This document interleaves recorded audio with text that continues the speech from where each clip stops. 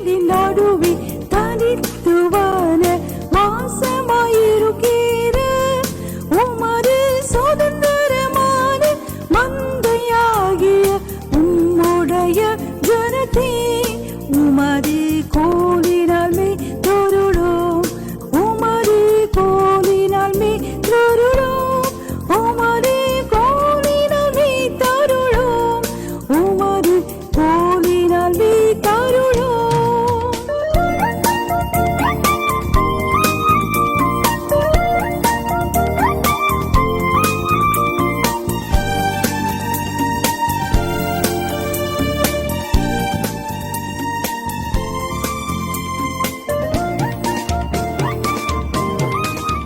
கர்த்தர் நல்லவர், அவருடைய கிருபை என்றும் உள்ளது.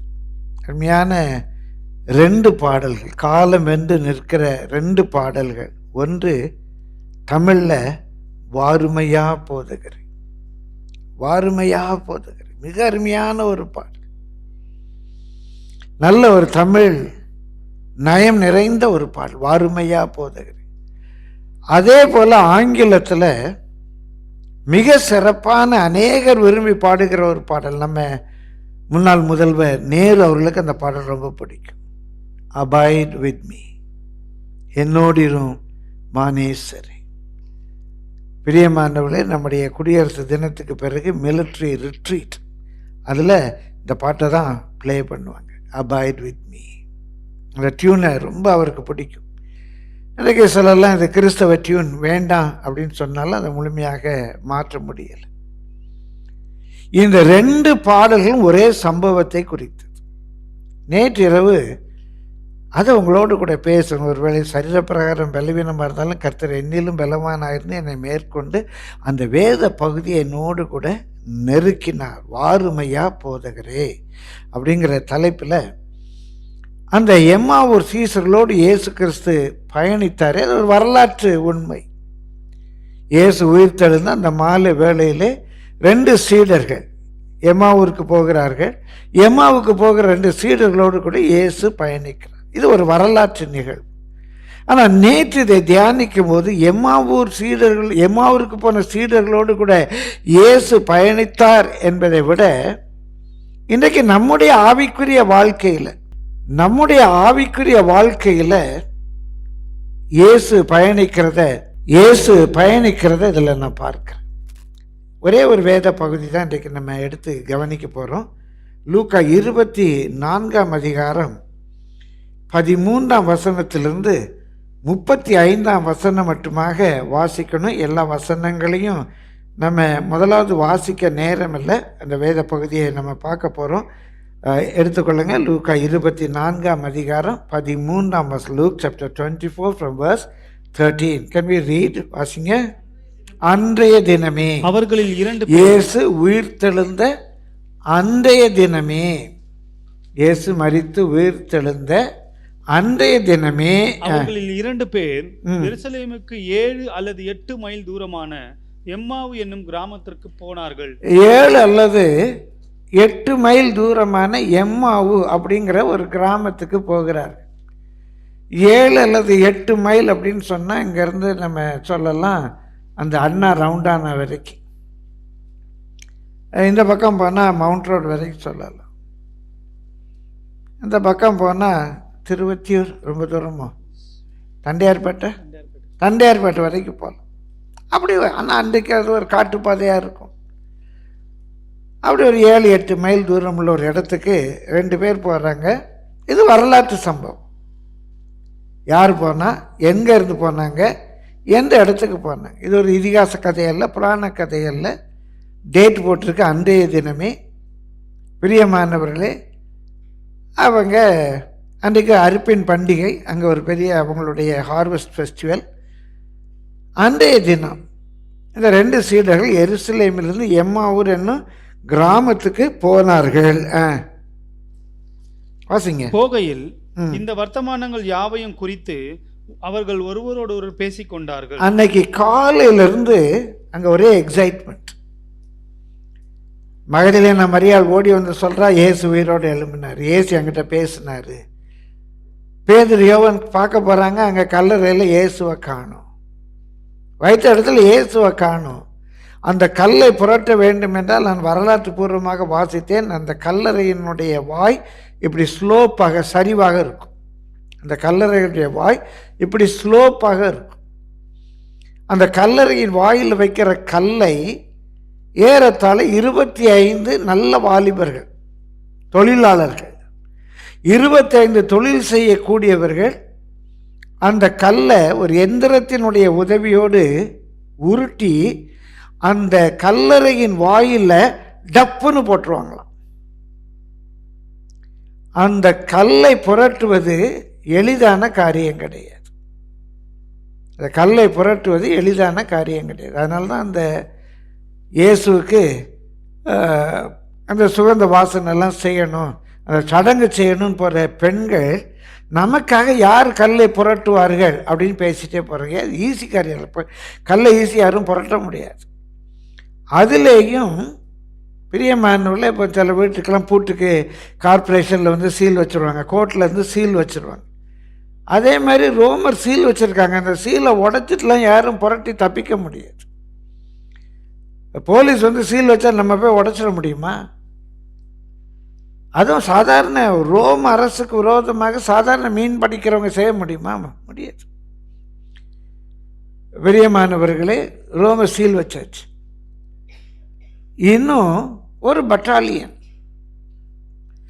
ஏறத்தாழ 25 காவலாளர்கள் காவல் காத்துக்கிட்டு இருக்கிறாங்க. எப்படி அது உடைக்க முடியும்? பேதுரு யோவான் போய் பார்க்குறாங்க, அங்கே இயேசுவை காணும். ஒரே எக்ஸைட்டட், இயேசுவை காணும், இயேசுவை காணும். அப்போ இயேசுவுக்கு சடங்கு செய்ய வந்த சில ஸ்திரீகள்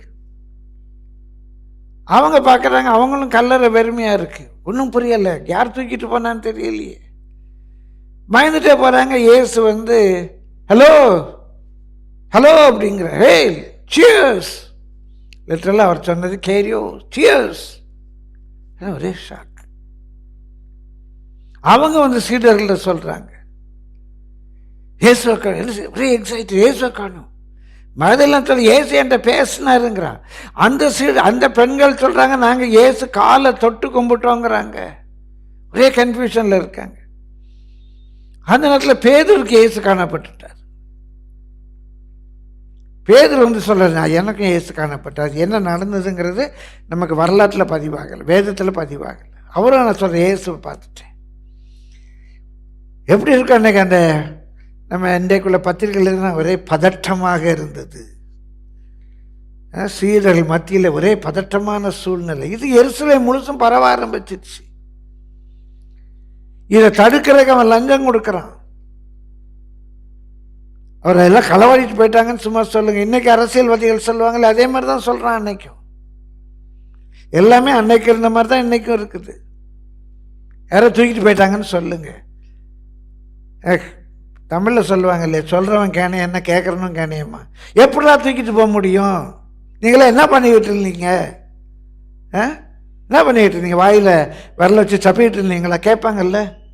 தூக்கிட்டு போயிட்டாங்க, களவாடிட்டு போயிட்டாங்க, இப்போ நீங்கள் எதுக்குறாங்க இருந்தீங்க கேட்பாங்கல்ல. இயற்கை தானே அது. சொல்லுடா, சும்மா சொல்லுடா, பரப்புறான். ஒரு பக்கம் இந்த நியூஸ் காட்டு தீ போல பரவுது, இயேசு உயிரோடு எழுப்பிட்டார், உயிரோடு எழுப்பிட்டார்னு. ஒரு பக்கம் அவனை ட்ரை பண்ணுறாங்க, களவாடிட்டு போயிட்டார்னு சொல்லணும். பிரியமானவர்களை, இந்த காலகட்டத்தில் இந்த 2 சீடர்களும் இந்த வர்த்தமானங்களை குறித்து, இந்த நிகழ்வுகளை குறித்து, இந்த பதட்டமான சூழ்நிலையை குறித்து 2 பேரும் பேசிட்டு போகிறாங்க. இப்படி அவர்கள் பேசி சம்பாஷித்துக் கொண்டிருக்கையில் இயேசு தாமே அவர்களோடு கூட சேர்ந்து அவர்களுடனே கூட நடந்து போனார். இயேசு அவர்களோடு கூட சேர்ந்து அவர்களோடு கூட நடந்து போனார். முதல் குறிப்பு, Jesus himself draw near. Jesus himself draw near. இயேசு தாமே. அவங்க ஜெபிக்கலை, ஏசப்பா எங்களை காப்பாற்று, எங்களுக்கு ஒரே குழப்பமாக இருக்கு அப்படிலாம் அவங்க சொல்லலை. இன்னும் புரியாமல் தான் போகிறாங்க. இயேசு தாமே அவர்களிடத்தில் வந்து சேர்ந்தார். நேற்று இரவு இதை தியானிக்கும் போது எனக்கு முதலாவது கிடைத்த ஒரு ஆச்சரியமான மகிழ்ச்சியான சந்தோஷம், நம்ம கிறிஸ்தவர்கள், நம்ம இயேசுடைய சீடர்கள், நம்ம வாழ்க்கையிலையும் நிறைய காரியங்கள் நம்மாலே புரிந்து கொள்ள முடியாது. நான் ஊழியத்துக்கு வந்த புதிது, அப்போ எனக்கு 35 வயசு. 1985 நாங்கள் ஊழியத்துக்கு வரேன், எனக்கு 35 வயசு. எங்கள் அம்மா உடல்நலம் பாதிக்கப்பட்டிருந்தாங்க. எங்கள் அம்மாவை பார்க்குறதுக்காக ஒரு அருமையான ஊழியக்காரம்மா, பொன்னம்மா சன்னியாசினின்னு சொல்லுவாங்க. உங்களை எத்தனை பேர் கேள்விப்பட்டிருக்கீங்க? பொன்னம்மா சன்னியாசினி அம்மா நிறைய பேர் கேள்விப்பட்டிருக்கீங்க, ரொம்ப சந்தோஷம். பொன்னம்மா சன்னியாசினி அம்மா எங்கள் வீட்டுக்கு வந்திருந்தாங்க. அப்போவுமே அவங்களுக்கு 80 வயசு, எனக்கு 35 வயசு இருக்கும்போது அவங்களுக்கு 80 வயசுக்கு மேலே இருக்கும். அருமையான தாயார். நான் அப்போ தான் ஊழியத்துக்கு வந்துருக்கிறேன். வாஞ்சியாக அவங்ககிட்ட போய் சில டவுட்ஸ் கேட்டேன். அந்த அம்மா சொன்னாங்க, அப்படியே எனக்கு ஷாக் ஆகிடுச்சு. தம்பி, எனக்கும் புரியவே இல்லை தம்பின்னாங்க. என்னடா 80 வயசுக்கு மேலே ஆயிடுச்சு, ஊழியம் செய்கிறாங்க, அவங்ககிட்ட போய் டவுட் கேட்டால் எனக்கு புரியவே இல்லை தம்பிங்கிறாங்களே அப்படின்னு யோசித்துக்கிட்டேன். சில நாட்கள் கழித்து பாஸ்டர் சுந்தரையாட்ட வந்து அதே டவுட்டை கேட்டேன். நான் ஊழியத்துக்கெலாம் வந்துட்டேன், கர்த்தருடைய ஊழியக்காரன், நல்லா ஊழியம் செய்துக்கிட்டு இருக்கிறேன். பிரியமல்ல, பல இடங்களில் நான் ரட்சிக்கப்பட்ட நாளிலேயே 1972ஆம் ஆண்டு ரட்சிக்கப்பட்ட 73 கன்வென்ஷன் கூட்டத்தில் முதல் நெல்லை மாவட்டத்தில் மூக்குப்பேரியில் அசனத்தில் நான் செய்தி கொடுத்தேன் 5 நாட்கள். அதான் என்னுடைய முதல் கூட்டம். ரட்சிக்கப்பட்டு ஒரு சில மாதங்களுக்குள்ளாக அதில் வந்து இன்னை வரைக்கும் பேசிகிட்டு இருக்கேன். நீங்களே, நான் ஊழியத்துக்கு வந்த புதுசில் சுந்தரையாட்ட போய் இந்த டவுட்டை கேட்டேன். சுந்தரையா கொஞ்சம் கூட ஹெசிடேட் பண்ண, ஆமாம் தம்பி, எனக்கும் அது புரியவே இல்லைன்னார். அப்போ தான் ஒன்று புரிந்து கொண்டேன், முதிர்ச்சி வர வர நமக்கு நிறைய காரியம் புரியாமல் போயிடும்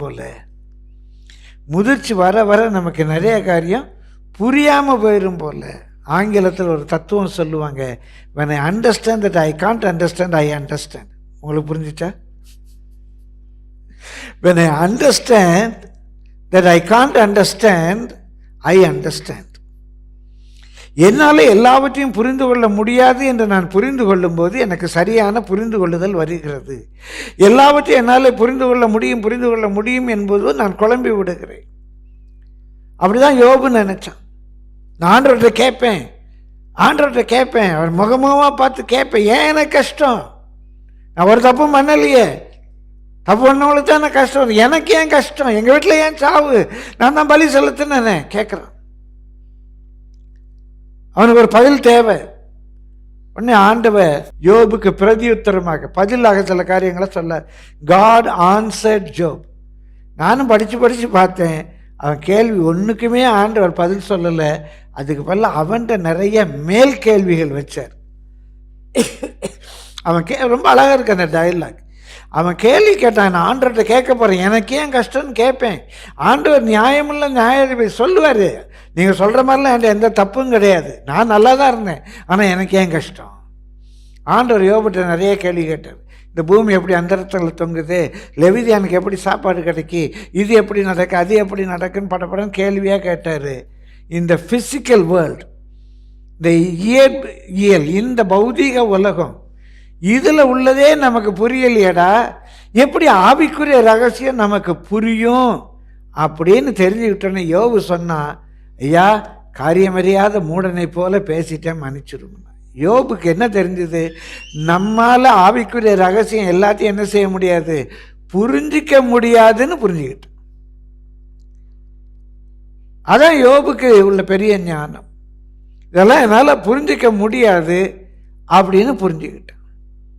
நம்ம வாழ்க்கையில் பல குழப்பங்கள் வரும், புரிஞ்சிக்க முடியாது. ஏன் இப்படி? நம்ம கிறிஸ்தவர்கள், சீடர்கள், ஆனாலும் சில சம்பவங்கள், சில செய்திகளை கேள்விப்படுகிறோம், நம்மை சுற்றி நடக்கிற காரியங்கள் நம்மால் புரிந்து கொள்ள முடியலை. பிரியமானல, இன்றைக்கும் சொல்லுகிற நம்முடைய யாத்திரையில், நம்முடைய வாழ்க்கை பயணத்தில் இயேசு நம்மை கிட்டி சேருவார்.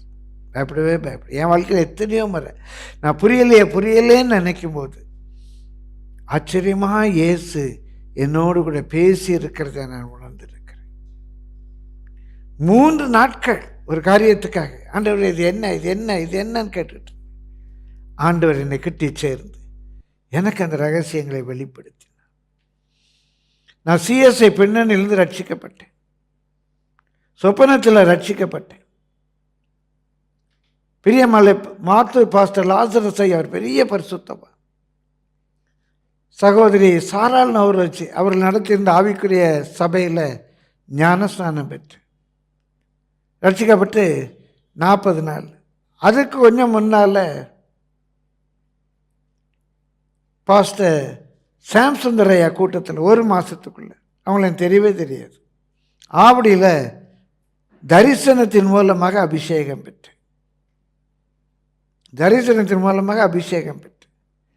ஞாயிற்றுக்கிழமை அங்கே பக்கத்தில் இருக்கிற ஒரு சிபிஎம் சபை பட்டாபிராமில் ஒரு சிபிஎம் சபைக்கு போவேன். இந்த பெந்தைகோஸ்தெல்லாம் ஒரே கூட்டம் அப்படின்னு நான் நினச்சிக்கிட்டேன். கொஞ்ச நாள் கழிச்சு தான் யார் சியோன் அப்படிங்கிறது பேச்சு வந்துச்சு. நாங்கள் தான் சியோனுக்கு போவோம். எனக்கு ஒரே கொஞ்சம் ஆண்டவரே எது சரியான வழி அந்த வழியில் நடத்திடும், என்ன வேணாலும் நான் செய்ய ரெடி. ரட்சிக்கப்பட்டு இப்போ 1 மாதம் தான் ஆகுது. இந்த சியோன் குழப்பம் பயங்கரமாகிடுச்சு. ஒரு சில மாதங்கள் ஆயிடுச்சு, 6, 7, 8 மாதம். பிரியமானல என்னுடைய பர்த்டே ஜூன் மாதம் வந்துச்சு. நாங்கள்லாம் பர்த்டே ரொம்ப சின்ன வகையில் நான் ரொம்ப குஷியாக கொண்டாடுவோம். அப்படி ரகசியமாக கிஃப்டெல்லாம் வாங்கி வச்சு எங்கள் வீட்டில் சின்ன டம்ளராக இருக்கும், ஒரு பென்னாக இருக்கும். அதனால் அதை கொண்டு வந்து கொடுக்கறது ரொம்ப எக்ஸைட்டடாக இருக்கும். அந்த வருஷம் எனக்கு பர்த்டே வருது ஜூன் மாதம். பிரியமான நான் ஜெபிச்சேன், ஆண்டவரே எங்கள் அம்மா, எங்கள் அப்பா, எங்கள் அக்கா எல்லோரும் எனக்கு கிஃப்ட், நான் 21 வயசு எனக்கு கொண்டு வந்து கிஃப்ட் கொடுப்பாங்க. ஆண்டவரே அவங்கெல்லாம் எனக்கு கிஃப்ட் கொடுக்குறதுனால நீங்கள் தான் எனக்கு ஒரு கிஃப்ட் தரணும், நீங்கள் தான் எனக்கு பைபிள்லாம் ரொம்ப தெரியாது, அதனால ஃபஸ்ட்டு கிஃப்ட் என் பர்த்டே கிஃப்ட் நீங்கள் தான் கொடுக்கணும் அப்படின்னு சொல்லி ராத்திரி ஜெபிச்சிட்டு இருக்கேன். 11:30 மணி 11:45 மணி ஜெபிச்சிட்டு இருக்கும்போது எனக்குள்ள ஒரு சத்தம் கேட்குது, சங்கீதம் 15 எனக்கு பைபிள்லாம் வாசிக்க இஷ்டம் இல்லை, இப்போ எனக்கு ஆண்டவர் ஒரு கிஃப்ட்டு தரணும், ஆண்டவர் எனக்கு ஒரு கிஃப்ட்டு தரணும். நான் ரொம்ப ஜெபிச்சிட்டு இருக்கிறேன். ஆனால் ஆழமாக சங்கீதம் 15 தோன்றுது. என்னால் அதை விட்டுட்டு போக முடியலை. பைபிள் எடுத்துகிட்டு மெதுவாக கிச்சனில் போய் ராத்திரி 12 மணி ஆக போகுது. கிச்சனில் போய் மெதுவாக லைட்டு போட்டு 15ஆம் சங்கீதத்தில் என்ன இருக்குதுன்னு தெரியாது, 15ஆம் சங்கீதத்தை அப்படியே திருப்புறேன். நான் ரட்சிக்கப்பட்டு பிரியமாலே ஒரு சில மாதங்கள், ரட்சிக்கப்பட்டது செப்டம்பர், இது ஜூன் மாதம், ஏறத்தாழ 9 மாதம் ஆயிருக்கு. இது என்ன இருக்குது சங்கீதம் 15 அப்படின்னு பைபிளை திருப்புறேன். அப்போல்லாம் இந்த டொங்குன்னு அடிக்கிற கடிகாரம், பைபிளை திருப்புறேன், கிளாக்கு டொங்குன்னு அடிக்குது. பார்த்தா சரியாக 12 மணி, புது வருஷம், என் பர்த்டே. 12 மணி டொங்குன்னு அடிக்குது. பைபிளை திறந்து பார்க்குறேன், யார் கர்த்தருடைய பர்வதத்தில் ஏறுவான், யார் அவருடைய பரிசுத்த ஸ்தலத்தில் வாசம் பண்ணுவான். தாழ்மையாக சொல்கிறத நான் அதிகமாக வெளியே சொன்னதில்லை. 1.5 மணி நேரம் கர்த்தர் என்னோடு கூட நின்று பேசினார். 1.5 மணி நேரம். யார் சியோனுக்கு போக முடியும்? யார் கர்த்தருடைய பர்வதத்தில் வாசம் பண்ண முடியும்? அதுக்கு போனால் என்ன தகுதி இருக்கணும்? அந்த சங்கீதம் அதிகமாக நான் வெளியே பிரசங்கம் பண்ணதே இல்லை. எனக்கு கர்த்தர் கொடுத்த ஒரு வெளிப்பாடு சில இடங்களில் சொல்லியிருக்கிறேன். தேவன் நாம மகிமைக்காக சொல்கிறோம். வாழ்க்கையில் என்ன குழப்பம் இருந்தாலும் சரி, ஆண்டவர் உங்களை கெட்டி சேருவார். நம்மெல்லாம் கர்த்தருடைய பிள்ளைங்க. நம்ம வாழ்க்கையில் சில குழப்பங்கள் வரும், சில கேள்விகளுக்கு பதில் கிடைக்காது. ஆனால் கண்டிப்பாக God will draw nearer to me. God will draw nearer to me. அவர்கிட்ட வருவார். அவர்கிட்ட வந்து அதே வசனத்தில் வாசிக்கிறோம். 15ஆம் வசனத்தில்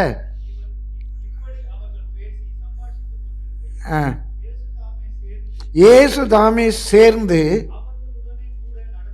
அவர்களோடு கூட நடந்து போனார். 2வது சொல்லுகிறேன், Jesus will walk with you. அருமையான கோரஸ் பிள்ளைக்கு பாருங்க, he walks with me and he talks with me on my life journey. என்னுடைய வாழ்க்கை பயணத்தில் நான் ஆராதிக்கிற தேவன் என்னோடு கூட நடந்து போகிற தேவன், என்னோடு கூட நடந்து போகிற தேவன். அந்த நாட்களில் தெய்வங்களை பல்லாக்கில் வச்சு தூக்கிட்டு வரணும், சப்பரத்தில் வச்சு தூக்கிட்டு வரணும், ரதங்களில் வச்சு தேரில் வச்சு இழுத்துட்டு வரணும். ராஜாக்களை கூட அப்படி தான் பல்லாக்கில் வச்சு தான் ராஜாக்களை தூக்கிட்டு வரும்.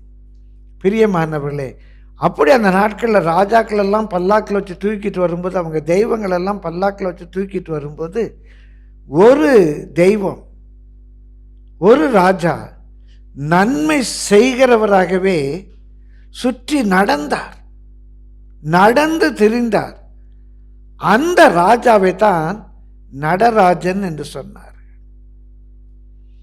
எல்லா ராஜாவையும் பல்லாக்கில் வைத்து தூக்கி கொண்டு வரும்போது, பிரியமானவர்களே, அவர் நடந்து திரிந்தார்.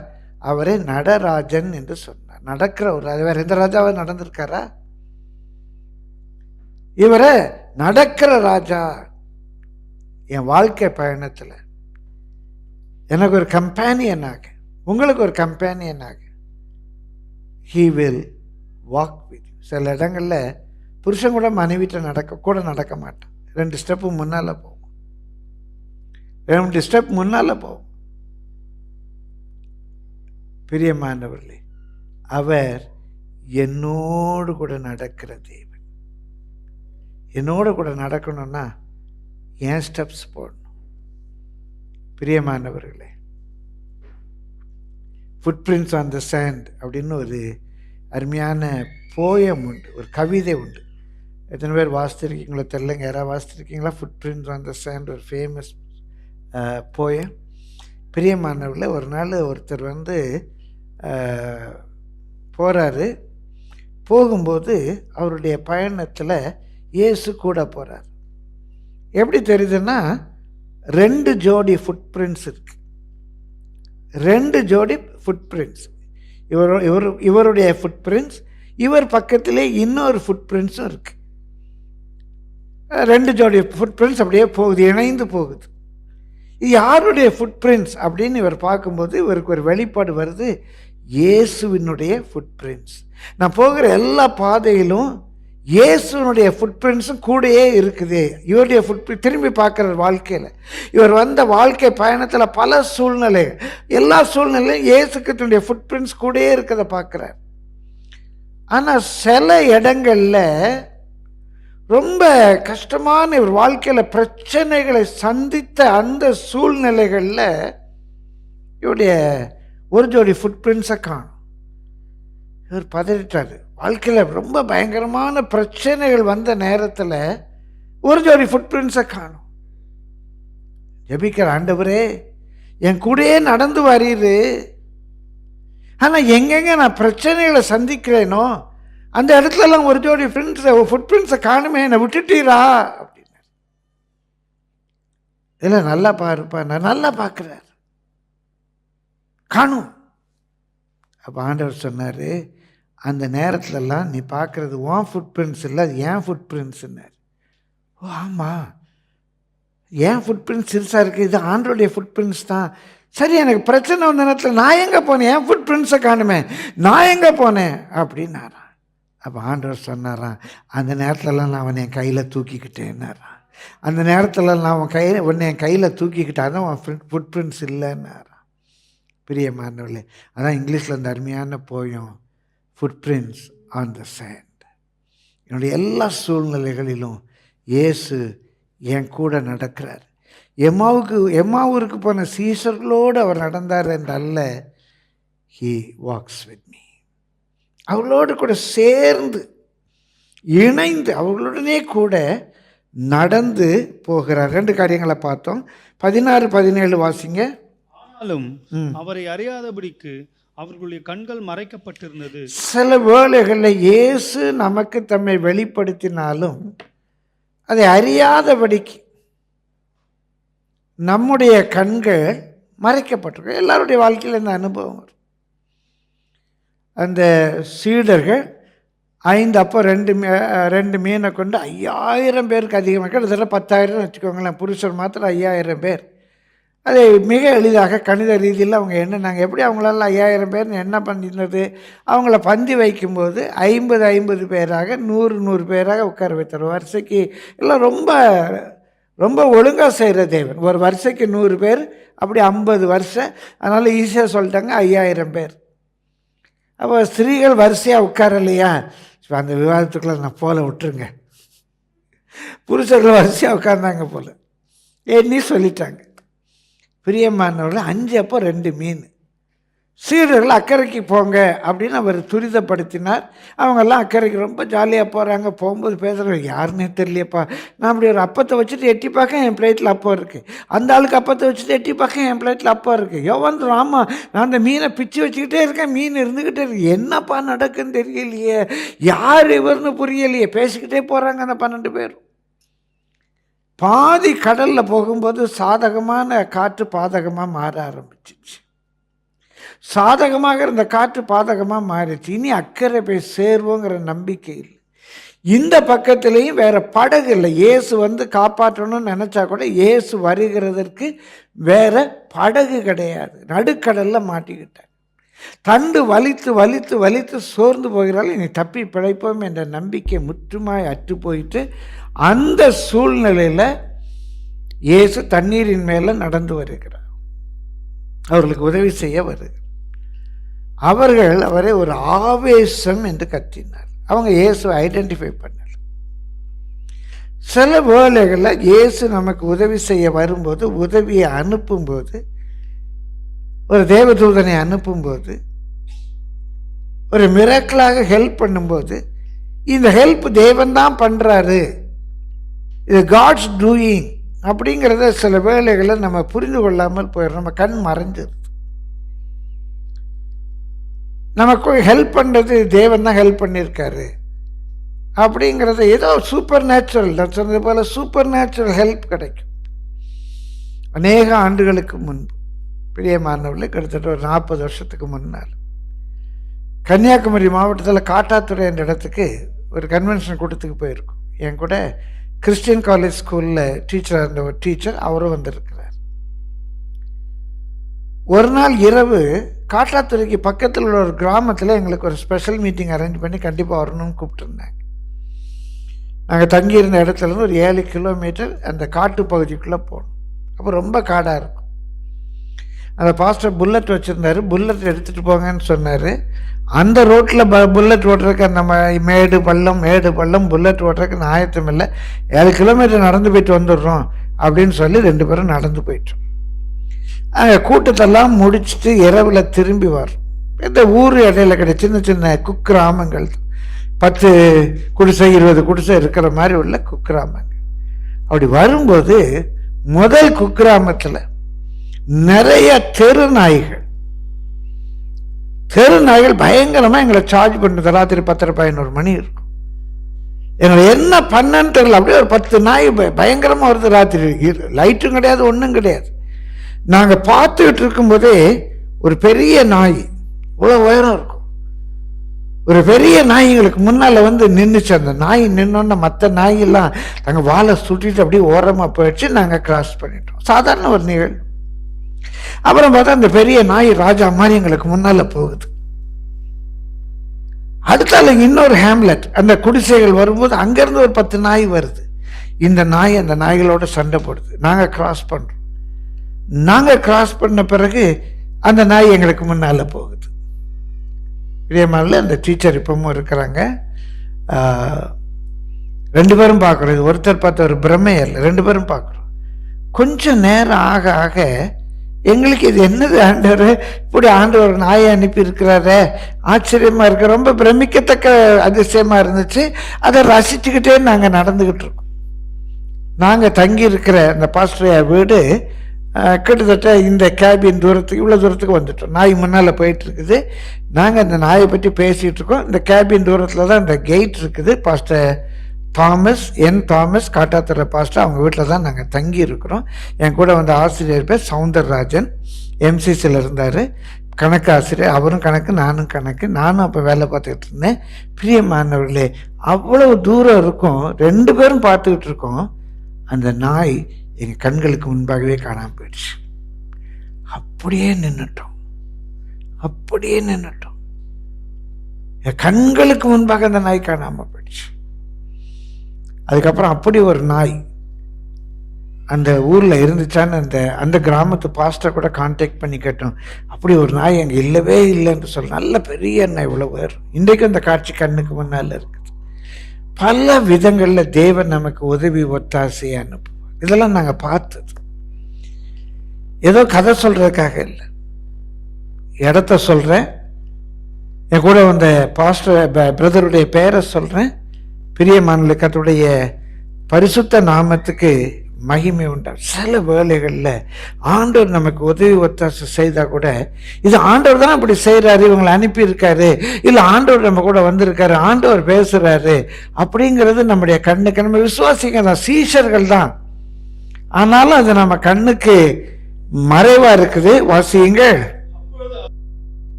நீங்கள் துக்க முகம் உள்ளவர்களாய் வழி நடந்து ஒருவருக்கு ஒருவர் சொல்லிக் கொள்ளுகிற காரியங்கள் என்னவென்று கேட்டார். என்ன பேசிட்டு போறீங்க அப்படின்னு ஒரு பேச்சு கொடுக்க ஆரம்பிக்கிறார். மூன்றாவது, பிரியமனுடைய வாழ்க்கை பயணத்துல என்ன ஏன் இப்படி இருக்க, அந்த நாயினர் விதையை பார்த்து அழாத, அந்த மரியாதை பார்த்து மகதலின மரியாதை பார்த்து ஸ்ரீ ஏன் அழுதுகிட்டு இருக்க, நீங்க என்ன பேசிட்டு போறீங்க, ஏன் அவ்வளவு துக்கமுகமா இருக்கிறீங்க. நம்மை விசாரிக்கிற ஒரு தேவன் நம்முடைய பயணத்தில் இருக்கார். என்னப்பா என்ன பேசிட்டு போறீங்க, என்ன இவ்வளோ ஒரு பதட்டமான மனநிலையில் காணப்படுறீங்களே, என்ன உனக்கு, ஏன் அழுற கேட்குறாரு. உனக்கு என்ன வேணும். எவ்வளோ அருமையான ஒரு தெய்வம். இது ஏதோ எம்மாவூர் சீசர்களோடு நடந்ததை நான் வாசிக்கலை. நேற்று இரவு தான் இது. எனக்கு நேற்று ரொம்ப புதுசாக இருந்தது, எனக்கு சேலஞ்சாக இருந்துச்சுங்க. அந்த கூட்டத்தை முடிச்சுட்டு போய் சர்வப்பிரகாரமாக நொந்து நூலாக இருக்கிறேன். பிரியமா அதுக்கப்புறம் உட்காந்து தியானிச்சுக்கிட்டு கர்த்தர் அப்படியே பேசிக்கிட்டு இருக்காரு. யார் இந்த கர்த்தர் ஐயா? ஓ அல்லேலூயா. என்னை விசாரிக்கிற தேவன். அவர் உன்னை விசாரிக்கிறவரானபடியால் பாரத்தை எல்லாம் அவர் மேலே வைத்தது. விசாரிப்பார். ஏன் என்ன பேசிட்டு போகிற, உனக்கு என்ன பிரச்சனை, ஆஃபீஸில் என்ன சிச்சுவேஷன், உன் குடும்பத்தில் என்ன பிரச்சனை, யார் உனக்கு என்ன சொல்லிட்ட, ஏன் இப்படி இருக்க, ஏன் துக்கமுகமாக இருக்க. நான் ஃப்ரெண்ட்ஸ் நம்மகிட்ட கேட்பாங்க, நம்ம மேலே அக்கறை உள்ள அப்பா அம்மா கேட்பாங்க. ஜெயிலில் யோசேப்பு கூட இந்த குற்றவாளிகள்கிட்ட கேட்குறான், இந்த சுயம்பாவிட்ட அந்த பானபாத்திரக்காரன்ட்ட கேட்குறேன், என்ன அவங்க முகம் இன்னைக்கு என்ன வித்தியாசமாக இருக்குது. அதை குறித்து நான் ஏசியில் இருக்கும்போது ஒரு செய்தி கொடுத்துருக்கேன். எப்படி விசாரிக்கிறான், ஏன் என்ன முகம் இப்படி இருக்குது. அன்றைக்கு அவன் கேட்டனால தான் அவனுக்கு அந்த விடுதலையே வந்தது. நம்முடைய தேவன் ரொம்ப அருமையான பகுதிங்க இது. உயிர்த்தெழுந்த இயேசு கிறிஸ்து நம்முடைய வாழ்க்கை பயணத்தில் நம்மை விசாரிக்கிறவராக இருக்கிறார். என்ன பேசிட்டு போகிறீங்க, உங்கள் வீட்டில் என்ன பிரச்சனை, ஆஃபீஸில் என்ன பிரச்சனை, ஊழியத்தில் உனக்கு என்ன பிரச்சனை, ஏன் இப்படி நீ வேதனைப்படுற. அன்றைக்கு எம்மாவூர் சீசர்களோடு கூட பேசினவ பல விதங்களிலே என்னோடு நம்மோடு கூட பேசுகிறார். பிரியமானவர்களே, அநேக ஆண்டுகளுக்கு முன்பு தம்பி ரூஃபஸ் இன்றைக்கு சிறப்பு பாட்டு பாடினால அந்த ரூஃபஸ், நீர் இல்லாத நாளெல்லாம், அவர் இங்கே அப்போது கேர்டேக்கராக இருந்த நாட்கள். அப்போ நாங்கள்லாம் அங்கே தான் சாட்டர்டே ஸ்டே பண்ணுவோம். நிறைய ஒரு 30 போல் சகோதரர்கள் வாலண்டியர்ஸ்லாம் அங்கே வந்து ஸ்டே பண்ணிடுவாங்க. ஒரு நாள் ஒரு பெரிய பிரச்சனை, மனசில் ஊழியத்தில் ஒரு சின்ன பாரம். என் ரூமில் டேபிள் பக்கத்தில் நான் முழங்கால் பண்ணிட்டு ஜெபம் பண்ணிக்கிட்டு இருக்கேன். இவர் ரூஃபஸ் இங்கே காலையிலே பாட்டு போட்டார். அவர் பாட்டில் ஒரு பாட்டு விரும்பி காலையிலே ஒரு பாட்டு போட்டார், கலங்கலப்பா நான் கலங்கலப்பா. நான் அந்த பாட்டு கேட்டதில்லை. என்ன கலங்கல்னா அந்த தண்ணி கலங்கி இருக்கிறத பற்றி பாடுறாங்க போல். என்ன பாட்டு, கலங்கலப்பா கலங்கலப்பா, என்னடா இப்படி ஒரு பாட்டு போடுற. அன்னைக்கு தான் அந்த பாட்டை கேட்குறேன், அதுக்கு முன்னால கேட்கல. கலங்கலப்பா கலங்கலப்பா, எனக்கு பாடே பிடிக்கல, ஏன்னா கலங்கலப்பான்னு கேட்டு. அப்புறம் வருது, ஊழியம் உம்முடையதப்பா, நான் ஏன் கலங்கணும், திட்டங்களை தருகிறவர் நீர், அதை செயல்படுத்தி மகிழ்கிறவரும் நீர், நான் ஏன் கலங்கணும்ப்பா. அந்த வரிகள் உள்ளே போன உடனே பிரியமானவர்களை வெயில் பட்டு பனி அப்படியே காணாமல் போகிறது போல் எனக்குள்ளே இருந்த போராட்டம் அப்படியே மாறிடுச்சு. ஏதோ ஒரு வகையில் நம்மளை விசாரிப்பார், ஏதோ ஒரு வகையில் நம்மோடு கூட பேசுவார். பிரியமானவர்களே, ஒரு தேவதூதனை கொண்டும் பேசுவார், சில வேளை கழுதையை கொண்டும் பேசுவார். ஒரு நாள் சிலர்லாம் என்னை ரொம்ப ஏளனமாக பேசி சிரிக்கிறாங்க. ஊழியத்துக்கு வந்த புதுசு, அப்படி ஊழியத்தை முடிச்சுட்டு வரேன். சாயந்தரம் நான் பிரசங்கம் பண்ணணும் ஏசியில். ரொம்ப வேதனையாக இருந்துச்சு. செய்தி ஆயத்தப்படுத்தினேன். போகிற பாதை தானே இப்படி சிரிக்கிறாங்க, ஒன்றும் இல்லை. இதுக்கு எப்படியா நம்ம சிரிப்பாக இருக்கிறதுக்கா மாறணும்? நல்ல வேலையிலேருந்துலாம் வந்தோம். எல்லாம் பிரசங்கத்தெல்லாம் ஆயத்தம் பண்ணிட்டு மோகங்கழுவ போகிறேன். பக்கத்து வீட்டில் ஒரு பாட்டு பாடுது, அங்கே சிரிப்பவர்கள் சிரிக்கட்டும், அது ஆணவ சிரிப்பு. அதுலேயும் ஆண்டவர் பேசினார். அதான் சொன்ன கழுதையை கொண்டு பேசுவார். கலங்கலப்பாவிலையும் பேசினார். அங்கே சிரிப்பவர்கள் சிரிக்கட்டும், அது ஆணவ சிரிப்பு. சிரிச்சா சிரிச்சுட்டு போகிறாங்க. என்னை எப்படியாக ஆட்டி தேற்றுவது அவருடைய தீர்மானம். என்னை விசாரிக்கிற ஒரு தேவன், என்னை விசாரிக்கிற ஒரு தேவன். பிரியமான கர்த்தருடைய பரிசுத்த நாமத்துக்கு மகிமை. கேட்பார், நீ ஏன் கவலையா இருக்கிற? நம்மோடு கூட பேசுவார். He walks with me and he talks with us. அது மாத்திரமல்ல, 18ஆம் வசனத்திலிருந்து வாசிக்கிறோம். வாசிங்க. ஆனா அவர்களில் ஒருவனாகிய கிலெயோப்பா என்பவன் பிரதியுத்தரமாக, இந்நாட்களில் எருசலேமில் நடந்தவைகளை அறியாதபடிக்கு நீர் அந்நியரா இருக்கிறீரோ என்றான். அவர் எவைகள் என்றார். அதற்கு அவர்கள், நசரேயனாகிய இயேசுவை குறித்தவைகளே. அவர் தேவனுக்கு முன்பாகவும் ஜனங்கள் எல்லாருக்கும் முன்பாகவும் செய்கையிலும் வாக்கிலும் வல்லமை உள்ள தீர்க்கதரிசியாய். இப்ப பாருங்க, இது இன்னொரு ப்ரூஃப். அந்த எருசலேம்ல எல்லாரும் இதை பேசுறாங்க. இந்த இயேசு என்னதுன்னு கேட்ட உடனே இந்த சீடர்கள் சொல்றாங்க, ஏன்னா உனக்கு தெரியாதா அப்படிங்கிறாங்க. அப்படின்னா என்னன்னா, ஊரே பேசிக்கிட்டு இருக்கு. இதை போய் கிறிஸ்தவ நம்பிக்கை இது ஊரே பேசிக்கிட்டு இருக்க. இன்னைக்கு இயேசு உயிரோடு எழும்பிட்டாங்க, இயேசுவை காணுமா, வச்ச ஸ்பிரேயத்தை காணுமா. பாதி பேர் சொல்றாங்க தூக்கிட்டு போயிட்டாங்க. இங்கே சில அறிவு ஜீவிகள் கேட்கறாங்க, அது எப்படி தூக்கிட்டு போக முடியும்? என்ன நான் சொன்னது போல வாயில வரல வச்சு சப்பிட்டு இருந்தானுங்களா? என்ன பண்ணானுங்க இந்த போர் வீரர்கள்? களவாடிட்டு போயிட்டாங்கன்னா அவனை வெட்ட வேண்டாமா? அவனை தூக்கு தண்டனை கொடுங்க. ரோம கைதி ஒருவன், ரோமரால கொலை செய்யப்பட்டவன், அவன் பிரேதத்தை காணும் அப்படின்னா இவனெல்லாம் என்னத்துக்கு இருக்காங்க? வெட்டி போடுங்க சொல்லியிருப்பாங்கல்ல. ஊரே பேசுதுங்க. இதை விட என்னங்க ப்ரூஃப் வேணும்? பாவம், அறிவில்லாம சிலர் சொல்றாங்க, விட்டுருவோம். இது நம்பிக்கை இல்லைங்க, இது வரலாற்று உண்மை. உடனே கேட்கிறாங்க அவர்கிட்ட, இது உனக்கு தெரியாத ஊரே பேசிக்கிட்டு இருக்குது. 20 நம்முடைய பிரதான ஆசாரியரும் அதிகாரிகளும் அவரை மரண ஆக்கினைக்குட்படுத்தி சிலுவையில் அறைந்தார்கள். அவரே இஸ்ரவேலை மீட்டி ரட்சிப்பவர் என்று நாங்கள் நம்பி இருந்தோம்.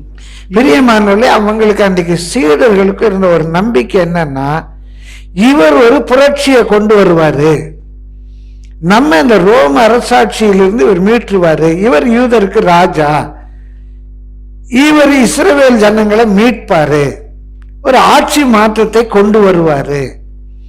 பிரியமான இன்றைக்கெல்லாம் நிறைய சபைகளில் குருத்தோலை ஞாயிறு ஓசன்னா ஓசன்னா ஓசன்னாங்க. அந்த ஓசன்னான்னா நிறைய பேருக்கு என்ன அர்த்தம்னே தெரியாது. ஏன்னா ஓசன்னா ஓசன்னா உன்னதத்தில் தேவனுக்கு ஓசன்னா, தாவீதின் குமாரனுக்கு ஓசன்னா ஓசன்னான்னு சொன்னாங்க. நேற்று ஓசன்னா சொன்னவங்க நாளைக்கு அவங்க தான் சிலுவையில் அறையும்னு சொன்னாங்க. நம்ம போன ஞாயிற்றுக்கிழமை ஓசனா சொல்லணும், இந்த வெள்ளிக்கிழமை சிலுவையில் அறையணுங்கணும், அப்புறம் ஞாயிற்றுக்கிழமை ஓயில் கிளந்தாருன்னு சொல்லிடணும். அவ்வளோதான் ஜோக்கு. ஒரு நாள் ஜார்ஜ் பெர்னாண்டஸ் என்ற ஒரு பெரிய தத்துவ ஞானி, நாத்திகர், அவர்கிட்ட கேட்டாங்களாம், குட் ஃப்ரைடே அன்னைக்கு நீ ஏன் கோயிலுக்கு போகல அப்படின்னாங்களாம். குட் ஃப்ரைடே அன்னைக்காவது கோயிலுக்கு போகண்டாமா, நீ ஏன் கோயிலுக்கு போகலன்னாங்க. அவர் சொன்னார், ஐ டோன்ட் பிலீவ் இன் க்ரூசிஃபையிங் ஜீசஸ்னாங்க. இயேசுவை சிலுவையில் அறையிறத நான் நம்பலைன்னார். நீ என்ன கோயிலுக்கு போகலன்னா, நான் இயேசு சிலுவையில் அறையிறத நம்பலைன்னார். பிரியமானவர்களே,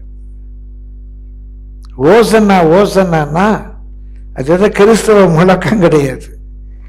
ஓசன்னா அப்படின்னு சொன்னா எங்களை காப்பாற்றும். சில தலைவர்களை பார்த்து சொல்றாங்க, நீங்க தான் இந்தியாவை காப்பாற்றணும், பாரத தேசத்தை காப்பாற்றணும், ஜிந்தாபாத் வாழ்க கூப்ப போடுறாங்க இல்லையா? அது மாதிரி இயேசு எருசலேமுக்கு வரும்போது அவங்க எல்லாம் என்ன எதிர்பார்த்தாங்க? இவர் எப்படியாவது எங்களை காப்பாற்றுவாரு, இவரால எங்களுக்கு மீட்பு வரும். ஓசன்னா அப்படின்னா எங்களை காப்பாற்றும். அப்படின்னு இன்றைக்கு எப்படி ஒரு கூட்டம் கூடி ஒரு இந்த தலைவன் தான் நம்ம காப்பாற்றுவோம், இவன் தான் விடிவெள்ளி, இவனால தான் நாட்டுக்கு வெளிச்சம் வரும் அப்படியெல்லாம் நினைக்கிறது போல அன்றைக்கு இந்த இயேசு காப்பாற்றுவார் நினைச்சா அவங்க ஓசன்னா ஓசன்னான்னாங்க. தாவீதின் குமாரனுக்கு ஓசன்னா தாவீதின் குமாரன் தான் ராஜாவாக வரப்போறான்.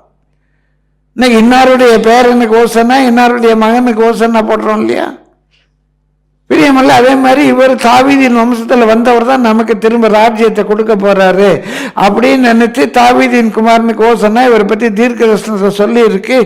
இவரும் யூத வம்சத்தில் வந்துட்டார். தாவீது இவருக்கு 1000 வருஷத்துக்கு முன்னால வாழ்ந்தவர். தாவீது இயேசுவுக்கு 1000 வருஷத்துக்கு முன்னால வாழ்ந்தவர். ஏதோ அந்த ஜாதியில பிறந்துட்டாராம், அந்த வம்சத்துல பிறந்துட்டாராம். அதனால தாவீதின் குமாரனே எங்களை காப்பாற்று எங்களை காப்பாற்று எங்களை காப்பாற்றுன்னு ஓசனா போட்டாங்க. எல்லாம் குருத்தல் எல்லாம் வச்சு ஆட்டினாங்க. போகிற வழியிலெல்லாம் பிரியமானவர்கள் அந்த யாத்திரைக்கு சிவப்பு கம்பளமெல்லாம் விரித்து வரவேற்றாங்க. ஆனால் இவர் போய் ஒன்றும் புரட்சியெல்லாம் செய்யலை. விரக்தியாகி அவரை காட்டி கொடுத்தான் யூதாஸ்.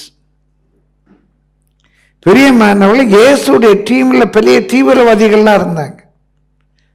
பைபிளில் நீங்கள் படிப்பீங்க, செயல்தியலாகிய சீமோன் அப்படின்னு. பேதுரு சீமோன் வந்து செயல்தியலாகிய சீமோன். செயல்தியல் என்று சொன்னால் ஜெலட். இன்றைக்குள்ள லாங்குவேஜில் சொன்னால் டெரரிஸ்ட். அவன் ஒரு டெரரிஸ்ட். பிரியமானல ஆயக்காரன் மத்தேயும் இருந்தான், ஆயக்காரர்களை கொண்ட சீமோனும் இருந்தான். அதான் டெரரிஸ்ட் அவங்கெல்லாம். இவர் ஒரு ஆட்சி மாற்றத்தை கொடுப்பாரு, பின்னால் இவ்வளோ பெரிய ஸ்ட்ரென்த் இருக்குது, இவ்வளோ கூட்டம் போகுதுன்னா இவர் ஒன்றும் பெரிய புரட்சி எல்லாம் ஒன்றும் பண்ணலை, சும்மா பிரசங்கம் பண்ணிக்கிட்டு இருக்கார். படம் இவரை வச்சு நம்ம ஒன்றும் பிரயோஜனம் இல்லை. இவரை சிலுவையில் அறையும். பரபாசங்களுக்கு விடுதலை. பரபாஸ் ஒரு மிலிட்டன்ட் லீடர். பரபாசங்களுக்கு விடுதலையாக இவர் ஒன்றும் பிரயோஜனம் இல்லை, சிலுவையில் அறையும் அப்படின்னு கத்திட்டாங்க. ஓசனா ஓசனாங்கிறது எந்த தெய்வீகமும் கிடையாது. ஓசனா என்பது எங்களை காப்பாற்றும் என்ற ஒரு சொல். ஆண்டவரே எங்களை காப்பாற்றுங்கிறதுக்கு நீங்கள் பாடலாம். அன்றைக்கு அவங்க ஓசனா ஓசனான்னு போட்டது ஒரு ஆட்சி மாற்றத்துக்காக தான் ஓசனா போட்டாங்க. நீங்கள் அறிந்து கொள்வதற்காக சொல்கிறேன். இப்போ அதை தான் அவங்க கோட் பண்ணுறாரு. 21வது வசனத்தில் இவர் இஸ்ரவேலை மீட்டு ரட்சிப்பார் என்று நாங்கள் நம்பியிருந்தோம். ஆனாலும் எங்கள் கூட்டத்தை சேர்ந்த சில ஸ்திரீகள் அதிகாலமே கல்லறையினிடத்திற்கு போய் அவருடைய சரீரத்தை காணாமல் திரும்பி வந்து அவர் உயிரோடு இருக்கிறார் என்று சொன்ன தேவதூதரை தரிசித்தோம் என்று சொல்லி எங்களை பிரமிக்க பண்ணினார்கள். அப்பொழுது எங்களிலே சிலர் கல்லறையினிடத்திற்கு போய் ஸ்திரீகள் சொன்னபடியே கண்டார்கள், அவரையோ காணவில்லை என்றார்கள்.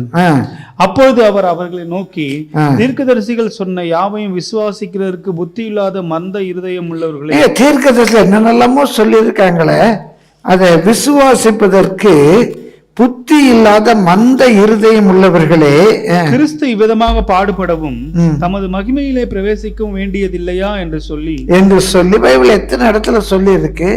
மேசியாவை சங்கரிப்பார், தமக்காக அல்ல நமக்காக மேசியா சங்கரிக்கப்படுவார். அவர் தம் ஆத்தும வருத்தத்தின் பலனை கண்டு திருப்தி ஆவார். அவருக்கு ஒரு சந்ததி உண்டாகும். அவர் தம்முடைய ராஜ்யத்தை பூமியில ஸ்தாபிப்பார். இப்படியெல்லாம் சொல்லி இருக்குல்ல. நானே படப்படன்னு சொல்றேன் பாருங்க. ஏசு சொல்றாரு இப்படியெல்லாம் சொல்லி இருக்குல்ல. இதெல்லாம் உங்களுக்கு புரியலையா? தேவனை மனுஷன் கொல்ல முடியுமா? மேசியாவை மனுஷன் கொல்ல முடியுமா அப்படிங்கிறீங்களுக்கு ஏன்? பைபிள் தானே போட்டிருக்கு, மேசியா சங்கரிக்கப்படுவா, மேய்ப்பனை வெட்டுவேன், நாடுகள் சிதறடிக்கப்படும் சொல்லி இருக்குல்லப்பா. அதெல்லாம் உங்களுக்கு சொல்லி காட்டுறாரு. தரிசிகளும் எழுதின வேத வாக்கியங்கள் எல்லாவற்றிலும் தம்மை குறித்து சொல்லியவைகளை அவர்களுக்கு விவரித்து காண்பித்தார். தம்மை பற்றி சொல்லியவைகளை அவர்களுக்கு விவரித்து காண்பித்தார். பிரியமல்ல. Number 4, he expounds scriptures to us. நமக்கு வேத வசனங்களை விவரித்து காண்பிக்கிறார். வேத வசனங்களை அவர் நமக்கு விவரித்து காண்பிக்கிறார். அநேக வகைகள் நமக்கு சத்தியம் புரியாமல் இப்படி பைபிள்ல இருக்கு, இப்படி பழைய ஏற்பாட்டில் சொல்லி இருக்கு. நான் முன்பு சொன்னது போல ரட்சிக்கப்பட்ட உடனேயே பிரசங்கம் பண்ண ஆரம்பிச்சிட்டு, எங்களுக்கெல்லாம் அந்த நாட்களில் பிரசங்கத்தில் ஒரு 7 குறிப்பு. அதில் 7வது குறிப்பு இயேசு திரும்ப வருகிறார். என்ன பேசினாலும் இயேசு திரும்ப வருகிறார் பேசிடுவோம். அன்றைக்கி யார் பாட்டு எழுதணும், குறிப்பாக சிஸ்டர் சாரோஜம்மா பாட்டு எழுதணும், என்ன பாட்டு எழுதினாலும் சரி கடைசி ஸ்டான்ஸா இயேசு வருகிறார் அப்படின்னு எழுதிடுவாங்க. அப்போ நான் சென்ட் ஜார்ஜ் ஸ்கூலில் வேலை பார்த்துக்கிட்டு இருக்கேன், போர்டிங் மாஸ்டராக இருக்கிறேன், 24 வயது. விழுப்புரத்தில் ஒரு கன்வென்ஷன் கூட்டத்தில், பெரிய கன்வென்ஷன் கூட்டம். அந்த கன்வென்ஷன் கூட்டத்தில் எனக்கு மொழிபெயர்க்க ஒரு பெரிய வேத பண்டிதர் வந்திருந்தார், ஐயா சைமன் ஸ்டான்லி.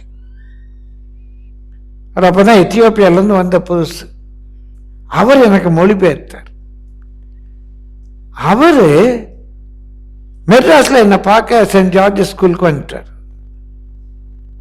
வந்து அவர் சொல்றது எப்படி ஹிஸ்டாரிக்கலாக, வரலாற்று பூர்வமாக இந்த தீர்க்க தரிசனங்கள் நிறைவேறி இருக்கு, இஸ்ரேல் தேசம் எப்படி உண்டானது, எப்படி எப்படி இந்த காரியம் நடந்தது, எப்படி எப்படி வரலாறு தீர்க்க தரிசனமாக நிறைவேறிருக்குன்னு சொன்னாரு. எனக்கு ஒரே ஆச்சரியமாயிடுச்சு. அப்படியா அப்படியா. அப்போ ஒரு புக்கு வாங்கினேன், டுவைட் பென்டெகோஸ்ட் அப்படிங்கிறவர் எழுதினது, திங்ஸ் டு கம், வரப்போகிற காரியங்கள், திங்ஸ் டு கம். அந்த புக்கு நல்ல பெரிய புக்கு, வார்த்தை வார்த்தையாக படித்தேன், வேர்ட் பை வேர்டு படித்தேன். பிரியமல், அதில் இருந்து தான் வரலாற்று தீர்க்க தரிசனங்கள் வரலாற்றில் நிறைவேறினதை குறித்து பல இடங்களில் பல குருசைஸ் நடத்த கர்த்தர் கிருபை செய்தார். அநேக இடங்களில் ஒரு காலத்தில் ராபர்ட் சைமன் அப்படின்னா வருகையை பற்றி பேசுவார். இந்த ஐடென்டிட்டி வந்ததுக்கு முழுக்க முழுக்க காரணம் சைமன் ஸ்டான்லி எனக்கு விவரித்து காண்பித்தார்.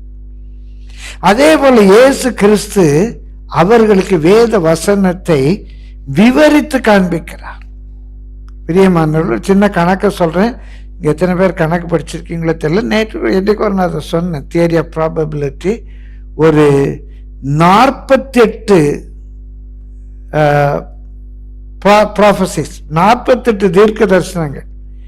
இந்த 48 தீர்க்க தரிசனங்களும் ஒரே ஆள்கிட்ட நிறைவேறணும்னா அவருடைய ப்ராபபிலிட்டி என்ன அப்படின்னா, நான் கணக்கில் படிச்சிருக்கிறேன், கணக்கு படித்தவங்க செய்து பாருங்க. 48 காரியங்கள் நான் சொல்கிறேன். இவர் சிவப்பாக இருப்பார், இவர் இந்த ஊரில் இருக்கார், இவர் இந்த சட்டை போட்டு வருவார், ஏதோ ஒன்று சொல்கிறேன். இவர் பெத்லஹேமில் பிறப்பார், இவர் எகிப்துக்கு கொண்டு போகப்படுவார், இவர் நாசரேத்தில் வளர்க்கப்படுவார், இவர் செபுலோன் நப்தலி கடற்கரையில் ஊழியத்தை ஆரம்பிப்பார். நிறைய நான் சொல்கிறேன். இப்படி நிறைய பேர் சொன்னது ஒரு ஆளை பற்றி. இதில் 48 காரியங்கள், ரொம்ப டெஃபினட்டாக சொல்லப்பட்ட 48 காரியங்கள் ஒரு ஆள்கிட்ட நிறைவேறணும்னா ப்ராபபிலிட்டி தியரி படி 10 to the power of 157 ஒன்று போட்டு 157 0 போட்டால் அந்த நம்பருக்கு என்ன பேரோ அதான் பிரியமான 48 ப்ராஃபஸி ஒரே ஆளில் நிறைவேறணும்னா probability is 10 to the power of 157.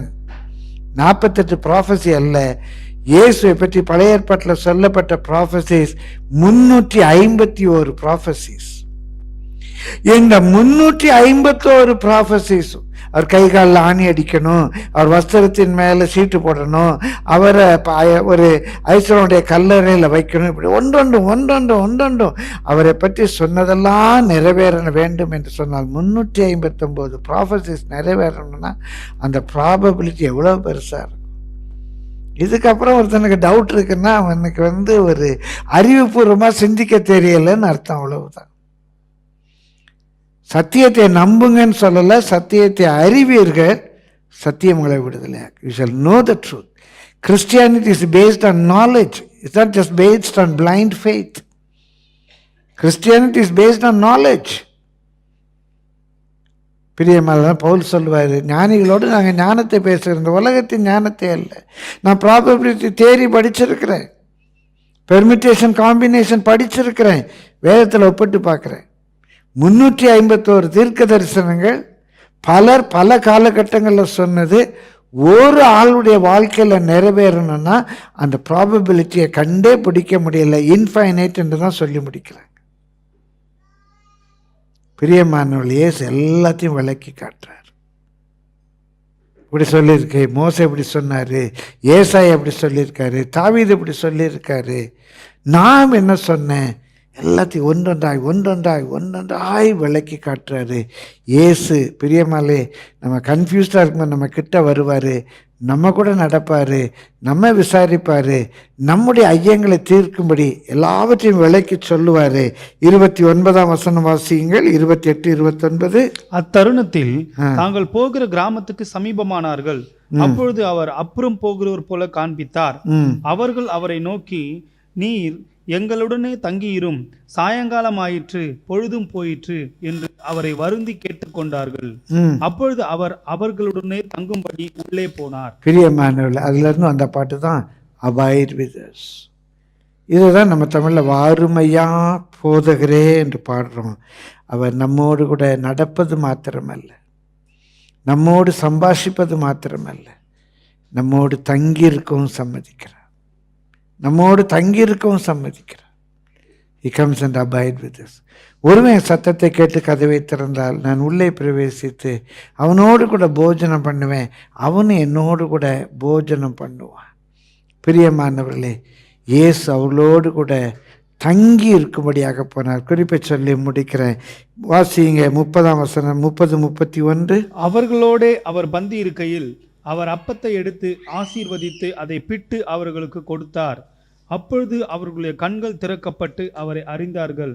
உடனே அவர் அவர்களுக்கு மறைந்து போனார். Jesus will reveal himself to us. இயேசு தம்மை நமக்கு வெளிப்படுத்துவார். அவர் எவ்வளோ அருமையாக இருக்கு. அந்த சின்ன பயணத்தில் நம்முடைய வாழ்க்கை முழுவதும் அதில் பார்த்துடலாங்க. நான் ரொம்ப எக்ஸைட்டடாக இருந்துச்சு நேற்று இரவு எனக்கு இதை தியானிக்கும் போது. எனக்கு ரொம்ப உற்சாகமாக இருக்கு. நம்ம ஒரு வசனம் நினைவுக்கிறது வாசித்து கடந்து போவோம். யோவான் 14ஆம் அதிகாரம் 21ஆம் வசனம். உங்கள் இருதயம் கலங்காது இருப்பதாக என்னிடத்துல விசுவாசமாக இருங்க, தேவனிடத்தில் விசுவாசமாக இருங்க. அதில் சொல்லும்போது சொல்றாரு 21ஆம் வசனத்தில், என் கற்பனைகளை பெற்றுக்கொண்டு அவைகளை கை கொள்ளுகிறவன் எவனோ. நீங்க எல்லாம் என் கற்பனையை பெற்றுக்கொண்டிருக்கிறீங்க.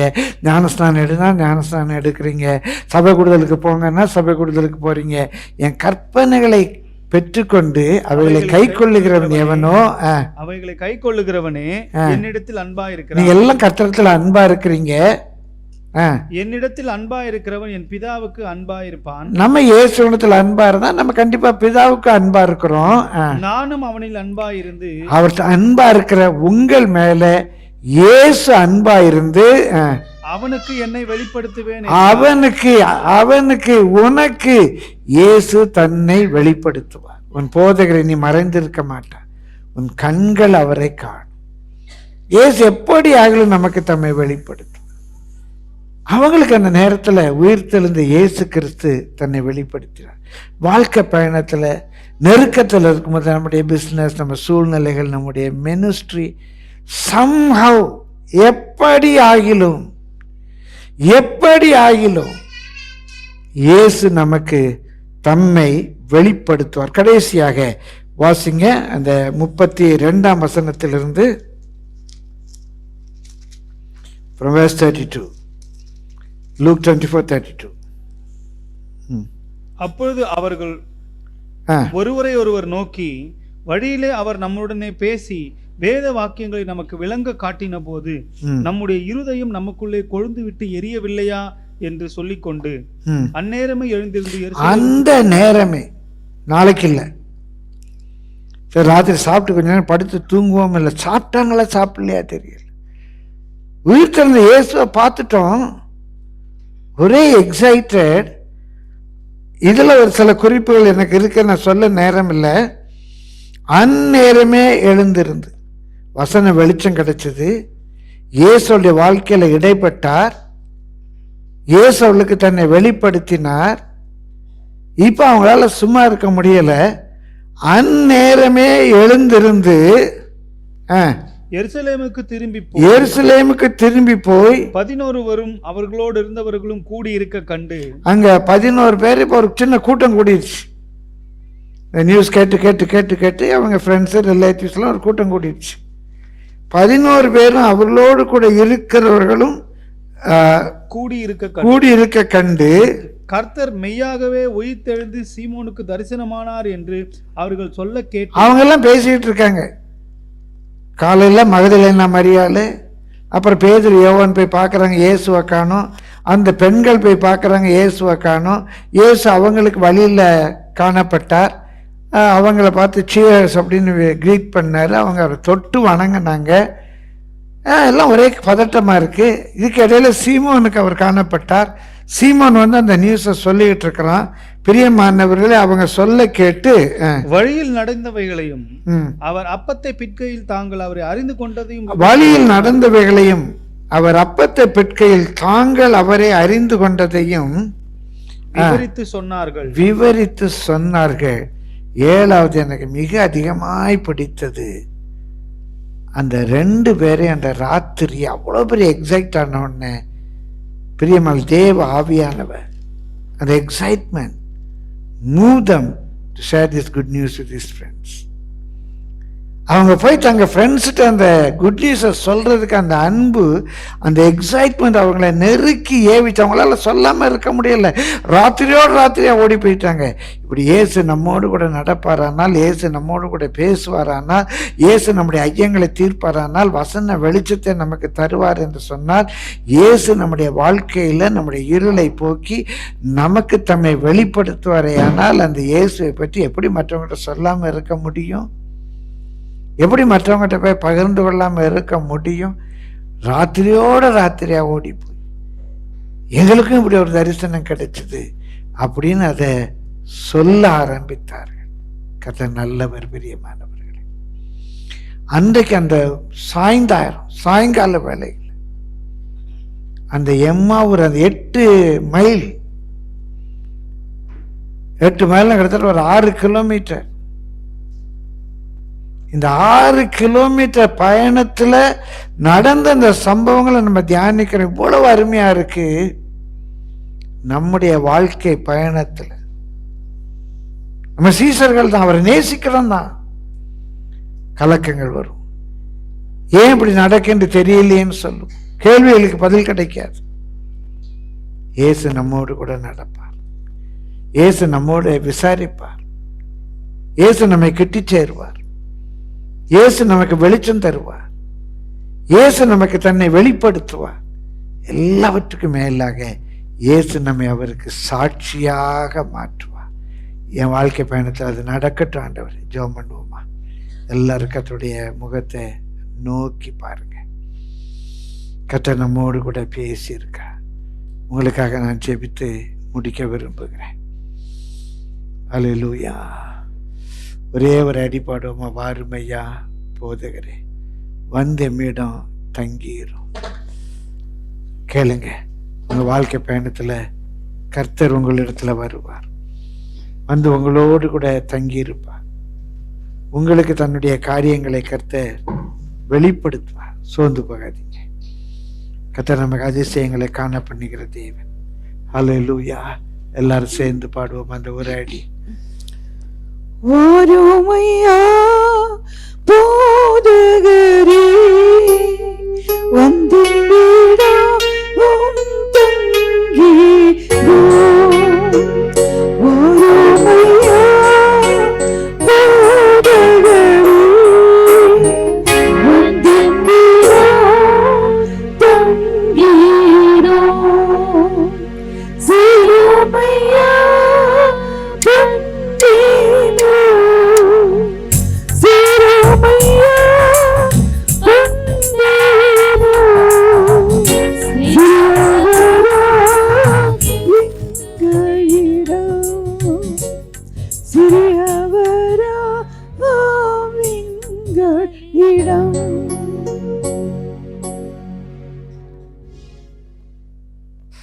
கர்த்தர் உங்களோடு கூட பந்தி இருக்க கூப்பிடுங்க. நீங்கள் அவருடைய சீடர்கள். கலங்க வேண்டாம், பயப்பட வேண்டாம். கலங்கலப்பா, நான் கலங்கலப்பான்னு சொல்லுங்க. ஊராஷ்டிரம் ஏன் இப்படியெல்லாம் எனக்கு நடக்கு, எனக்கு இது புரியலையே. பயப்படாதீங்க. ஆண்டவர் உங்களுக்கு எல்லாவற்றையும் விளக்கி காட்டுவா. இயேசுவின் நாமத்தில் தீர்க்க தரிசனமாக சொல்கிறேன். இருள் வெளிச்சமாகும், கோணலானது செவ்வையாகும், கரடு முரடானது சமமாகும். ஊரவானமாரபா சங்கர பாலபதி ரபா உரீனமாரபூஷ நகரதீனமா. காரிருளில் அவருடைய நேச தீபம் நம்முடைய ஐயங்களை, நம்முடைய சந்தேகங்களை அவர் மாற்றுவார். காரிருளில் என் நேச தீபமே நடத்துமே.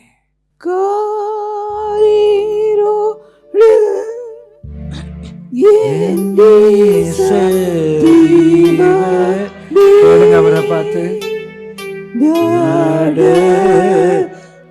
எவ்வளவு ஜப நிலை எடுக்க முடியுமோ அவ்வளவு ஜப நிலை எடுங்க. எவ்வளவு பயபக்தியோடு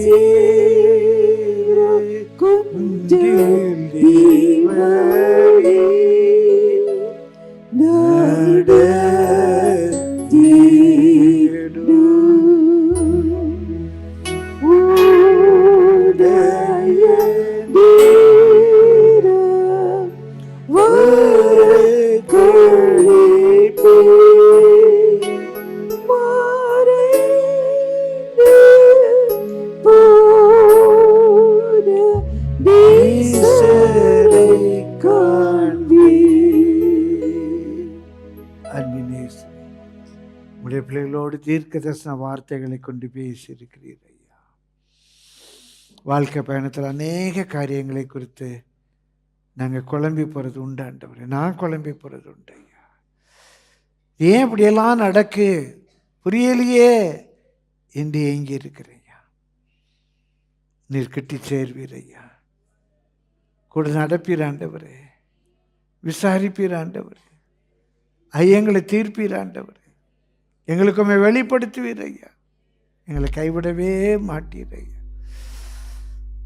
இந்த சந்ததிக்கு மாத்திரம் ஆண்டவரே நாங்கள் சாட்சியாக இருக்க, இந்த நிகழ்ச்சிக்கு நாங்கள் சாட்சியாக இருக்க மாத்திரம் எங்களுக்கு உதவி செய்யுங்க ஐயா.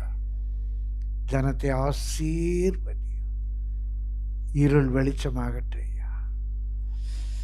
ஐயங்கள் தீரட்டும் ஆண்டவரே. துணை நின்று காரியங்களை நடப்பியும். எல்லா நெருக்கமான சூழ்நிலையில் என்ன நோக்கத்தோடு இந்த வார்த்தைகளை எனக்கு தந்தீரும். உங்களுடைய பிள்ளைகளை என்ன நோக்கத்தோடு கொண்டு வந்தீரோ அந்த நோக்கத்தை நிறைவேற்ற ஆண்டவரே கிருபைக்குள்ளேயே வைத்துக்கொள்ளும். உங்களுடைய பிள்ளைகள் எல்லா சமாதானத்தோடு கூட இங்கிருந்து புறப்பட்டு போக உதவி செய்யும் ஆண்டவரே. அன்றைக்கு எம்மாவசீசர்களோடு கூட நடந்த தேவன் எங்களோடு கூட நடக்கிறீர். எங்களோடு கூட பேசுகிறீர். எங்களோடு தங்கியிருக்கிறீர். எங்களுக்குமே வெளிப்படுத்துகிறீர். உடைய நாமத்தை மகிமைப்படுத்தும் இயேசுவின் நாமத்தில் பிதாவே ஆமென். நம்முடைய கர்த்தராகிய இயேசு கிறிஸ்துவினுடைய கிருபையும் பிதாவாகிய தேவனுடைய அன்பும் பரிசுத்த ஆவியானவருடைய அன்பின் அந்யோன்ய ஐக்கியமும் சிநேகமும் நம் அனைவரோடும் கூட இன்றும் என்று கர்த்தருடைய வருகை மட்டுமா இருப்பதாக. ஆமென்.